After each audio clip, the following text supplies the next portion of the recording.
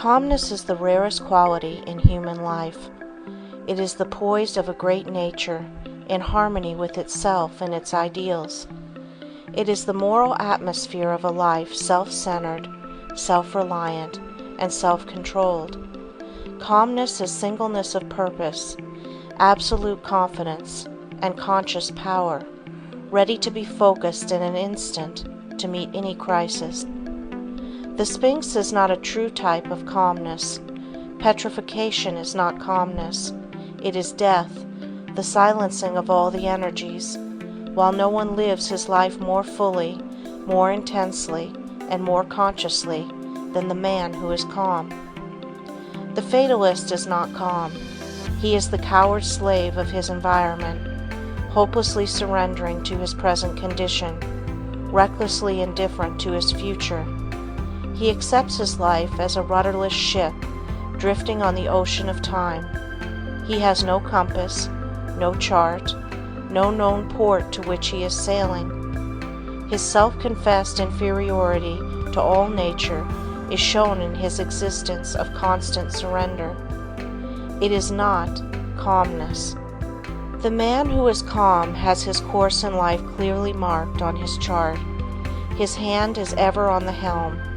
Storm, fog, night, tempest, danger, hidden reefs, he is ever prepared and ready for them. He is made calm and serene by the realization that in these crises of his voyage he needs a clear mind and a cool head, that he has naught to do but to do each day the best he can by the light he has, that he will never flinch nor falter for a moment, that though he may have to tack and leave his course for a time, he will never drift. He will get back into the true channel. He will keep ever headed toward his harbor.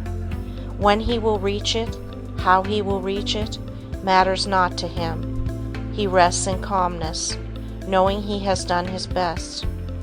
If his best seems to be overthrown or overruled, then he must still bow his head in calmness. To no man is permitted to know the future of his life, the finality. God commits to man ever only new beginnings, new wisdom, and new days, to use the best of his knowledge. Calmness comes ever from within. It is the peace and restfulness of the depths of our nature. The fury of storm and of wind agitate only the surface of the sea. They can penetrate only 200 or 300 feet. Below that is the calm, unruffled deep. To be ready for the great crises of life, we must learn serenity in our daily living. Calmness is the crown of self-control. When the worries and cares of the day fret you and begin to wear upon you, and you chafe under the friction, be calm. Stop, rest for a moment, and let calmness and peace assert themselves. If you let these irritating outside influences get the better of you, you are confessing your inferiority to them by permitting them to dominate you. Study the disturbing elements, each by itself. Bring all the willpower of your nature to bear upon them, and you will find that they will, one by one, melt into nothingness, like vapors fading before the sun. The glow of calmness that will then pervade your mind, the tingling sensation of an inflow of new strength, may be to you the beginning of the revelation of the supreme calmness that is possible for you. Then in some great hour of your life, when you stand face to face with some awful trial, when the structure of your ambition and life work crumbles in a moment, you will be brave. You can then fold your arms calmly, look out undismayed and undaunted upon the ashes of your hope, upon the wreck of what you have faithfully built, and with brave heart and unfaltering voice you may say, "So let it be. I will build again." When the tongue of malice and slander, the persecution of inferiority, tempts you for just a moment to retaliate, when for an instant you forget yourself so far as to hunger for revenge, be calm. When the gray heron is pushed by its enemy, the eagle, it does not run to escape. It remains calm, takes a dignified stand, and waits quietly, facing the enemy unmoved. With the terrific force with which the eagle makes its attack, the boasted king of birds is often impaled and run through on the quiet, lance-like bill of the Huron. The means that man takes to kill another's character becomes suicide of his own. No man in the world ever attempted to wrong another without being injured in return, some way, somehow, sometime.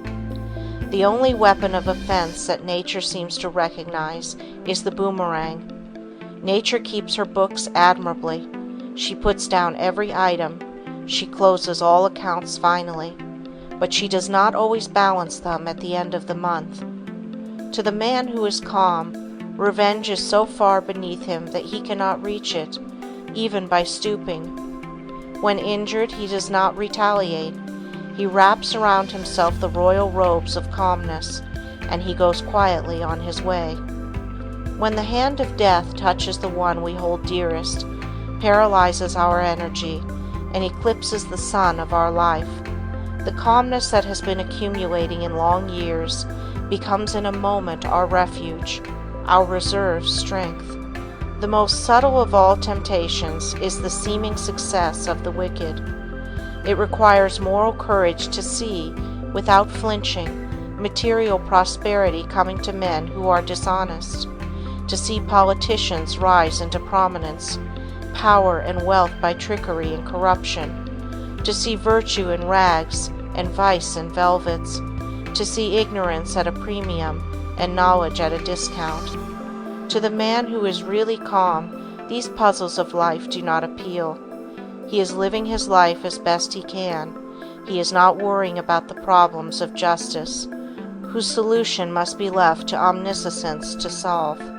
When man has developed the spirit of calmness until it becomes so absolutely part of him that his very presence radiates it, he has made great progress in life.